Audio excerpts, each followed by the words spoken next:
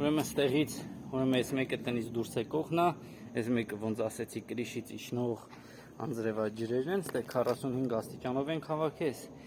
կոշտացած հող է ուղղակի, քարի կտորներ չեն, ուրեմն սենց գալիս են, շարունակվում են, ուրեմն մեկ արտիզանի ջուրը գալիս է ստե պատի վրա որպես լվացարան, մյուսը դեպի մտնում է բան,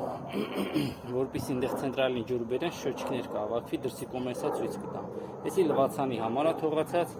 այն обратный клапан է մտնում է լյուկ, արդեն օբշի, էս է մյուս անձրևատարն է։ Ուրեմն էս էլի սենց հավաքած է, էս այս դες դուրսն է ցույց տամ։ Ուրեմն դրսում հավաքել են կերտեր։ Էս շոչիկի համար է թողացած, իսկ ես որ հորը ուզենան մաքրեն, իսկ ես մյուսը թողացել եմ որպես օդատար։ Ուրեմն նաև օդատար են ծառայում